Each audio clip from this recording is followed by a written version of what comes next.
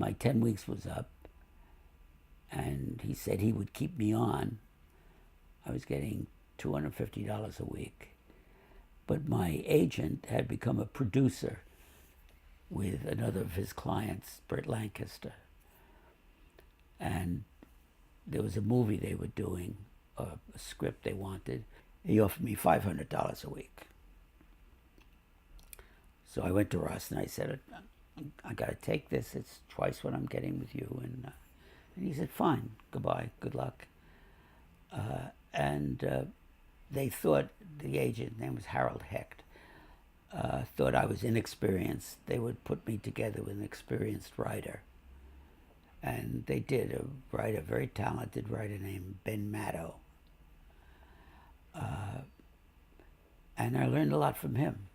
We wrote a kind of a pseudo-Hitchcockian kind of melodrama. With one of the world's great titles. Yeah. What was it called? Kiss the Blood Off Your Hands, or My Hands, Kiss the Blood Off My Hands.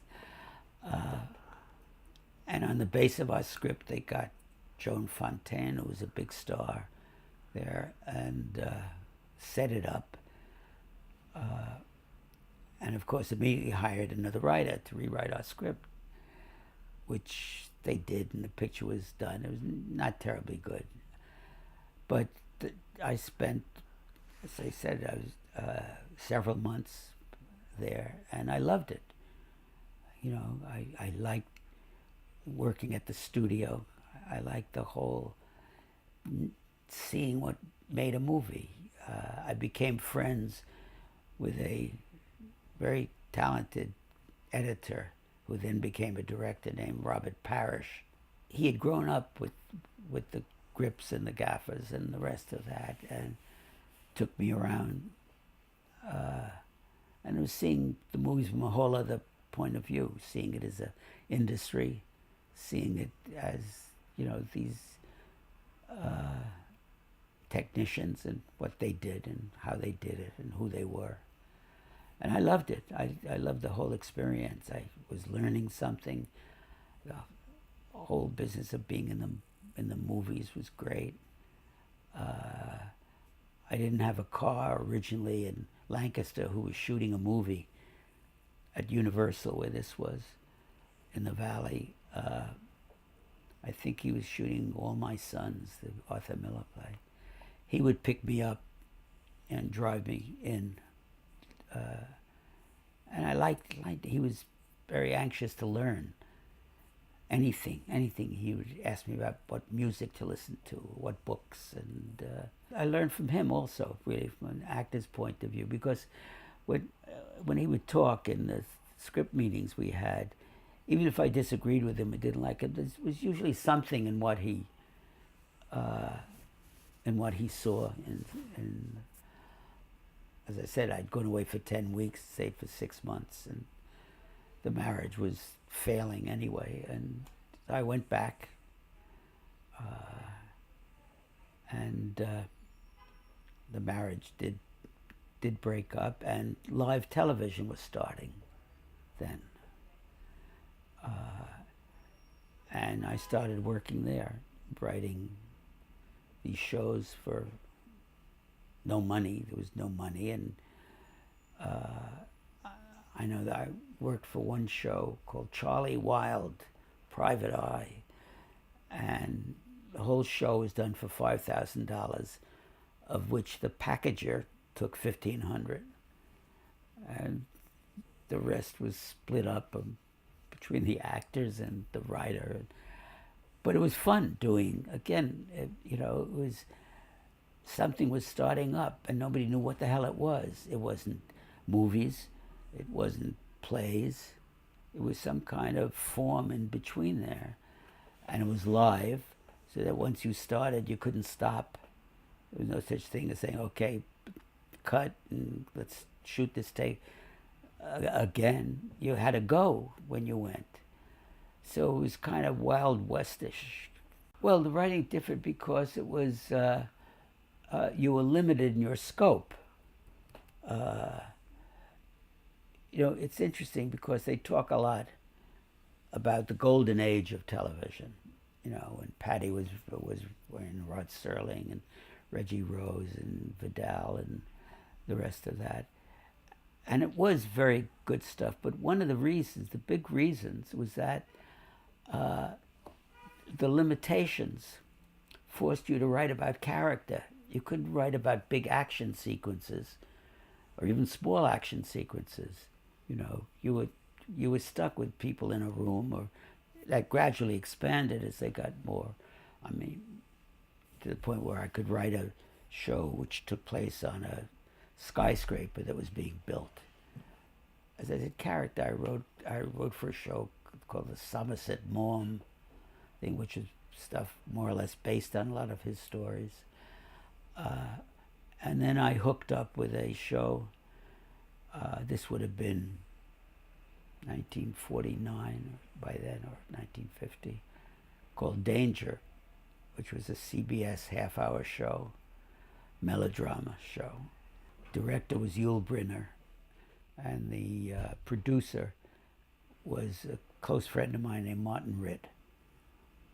And Yul's assistant was Sidney Lumet.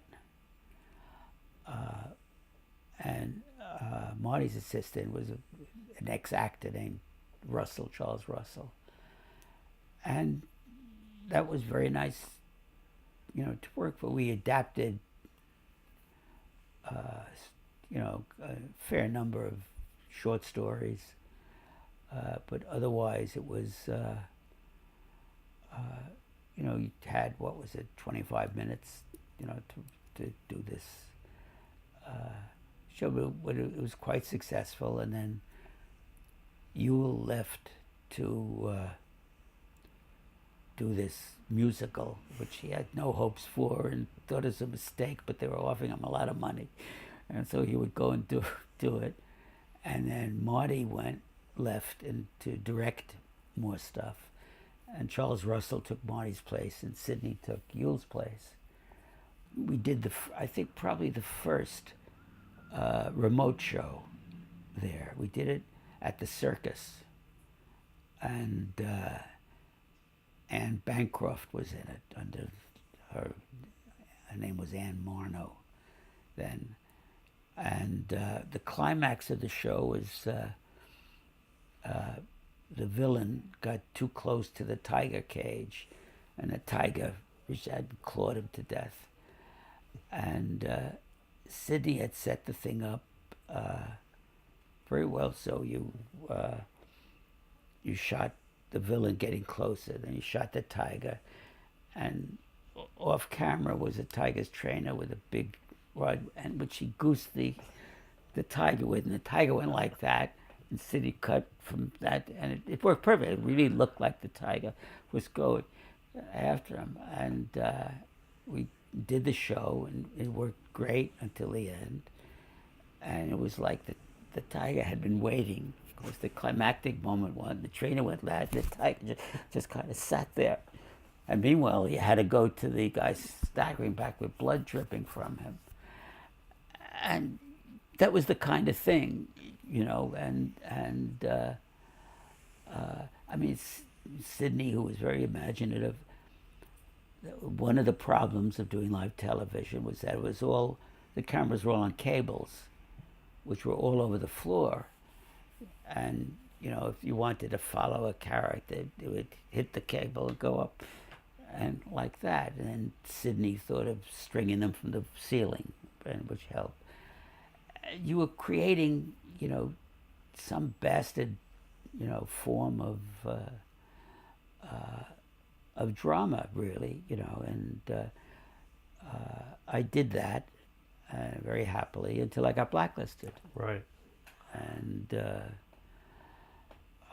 I'd been working, I brought a script in to Charlie Russell, the producer, and he said, I can't use you anymore, or I'm not supposed to use you anymore. Got orders from above. You're on some kind of list. And I said, oh, you know, I knew pretty much what it was. And he said, yeah, but, you know, pick another name and we'll do it with a pseudonym. and Sidney knew about it. We told Sidney, and Charlie was totally non-political. Sidney was more left, more liberal. He was not a communist by any means, but they would have lost their jobs. They would have been blacklisted if it had been known they were doing this.